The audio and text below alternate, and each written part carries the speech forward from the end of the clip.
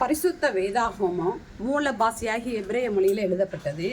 எபிரேய மொழியில் மொத்தம் 22 எழுத்துக்கள் உள்ளது. இந்த 22 எழுத்துக்களில் என்னென்ன ரகசியங்களை கர்த்தர் வச்சிருக்கிறாரு அப்படின்னு சொல்கிறது தான் நம்ம பார்க்க போகிறோம். முதல் 150 சங்கீதங்களை அடங்கிய அந்த சங்கீத புஸ்தகத்தில் பார்க்குறோம். 119வது சங்கீதத்தில் ஒரு 22 எபிரேய எழுத்துக்களுடைய தலைப்பின் கீழே அந்த 8 வசனமாக 22 பகுதிகளாக சங்கீதம் 119 எழுதப்பட்டிருக்குன்னு வாசிக்கிறோம். நம்ம கிறிஸ்தவ வாழ்வை எதுலேருந்து வருதுன்னா ரட்சிப்பிலேருந்து துவங்குகிறது.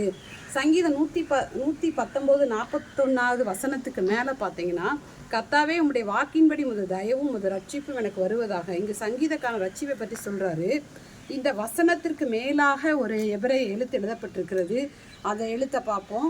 நான் என்ன சொல்கிறேன்னா, அல்ஃபபெட்டுகள் ஆலஃப்லேருந்து துவங்கும். ஆனால் நம்ம இடையிலேருந்து தான் எழுத்துக்களை பார்க்க போகிறோம். அதனால் இந்த 119 41வது சங்கீதத்துக்கு மேலே ஒரு எழுத்து எழுதப்பட்டிருக்கிறது. அந்த எழுத்து வாவ் என்று சொல்லப்படுகிறது. இந்த வாவ் என்ற எழுத்தை எப்படி எழுதுன்னு சொல்லி எழுதி காமிக்கிறேன் பாருங்கள். இந்த வாவ் என்ற எபிரேய எழுத்து. இந்த வாவ் என்ற எபிரேய எழுத்துக்கு 2 அர்த்தம் இருக்கிறது. ஆணி, கூடார ஆணி. ஏன்னா அந்த ஆணியின் மூலமாக தான் நம்ம ரட்சிப்பு கிடைக்கிறது. ஏன்னா எகோஷுவானா ஏசுன்னு அர்த்தம். ஏசு சிலுவையில் கைகளால் ஆணிகளால் அடிக்கப்பட்டார். அந்த ஆணிகளால் அடிக்கப்பட்ட அந்த எகோஷுவாவை பார்க்கும்போது தான் ரட்சிப்பு வருகிறதுன்னு நம்ம பார்க்குறோம். அதனால் அப்போஸ்தலர் 4:12 பார்க்குறோம், அவராலே அன்றி வேறொருவரால் ரட்சிப்பு இல்லை. நாம் ரட்சிக்கப்படும்படிக்கு வானத்தின் கீழங்கும் மனுஷர்களுக்குள்ளே அவருடைய நாமமே அல்லாமல் வேறொரு நாமம் கட்டளையிடப்படவில்லை என்றான்னு சொல்லி பார்க்கணும். இந்த சங்கீதம் 119 1க்கு மேலே ஒரு எழுத்து இருக்கும். அது பேர் ஆலஃப்னு பேர். இந்த ஆலஃப் எப்படி எழுதுறோன்னு சொன்னால், இப்படி ஒரு சாண்டிக்கலாக இப்படி ஒரு போட்டு இது மேலே ஒரு யோடும் கீழே ஒரு யோடும் போடும். இதுதான் ஆலஃப்னு அர்த்தம். சங்கீதம் 119வது சங்கீதத்தில் எழுத்து ஆலஃப்னு பேர். அடுத்து நம்ம என்ன பார்க்க போகிறோம் அப்படின்னா, இந்த வாவை நம்ம பார்க்குறோம்.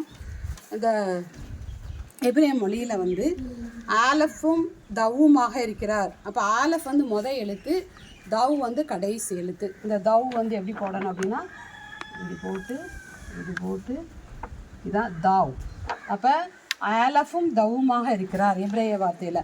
கிரேக்க வார்த்தையில் பார்க்குறோம், நாம் அல்ஃபாவும் ஒமேகாவுமா இருக்கிறான்னு சொல்லி பார்க்குறோம்.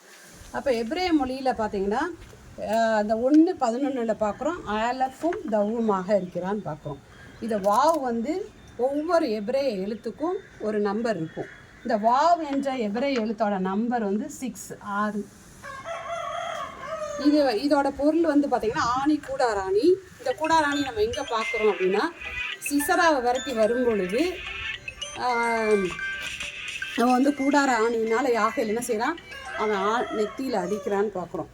அந்த கூடார ஆணியை வச்சு தான் சிசராவை யாகேல் என்ன செஞ்சான், அடித்தான். அப்போ இந்த ஆணி எவ்வளோ முக்கியம். அந்த நம்மளுடைய ரட்சிப்புக்காக, நம்மளுடைய மீட்புக்காக யெகோஷுவா ஆணியிலான் அடிக்கப்பட்டார். அப்படி தான் இந்த வாவ் என்ற எழுத்து. ஆமென்.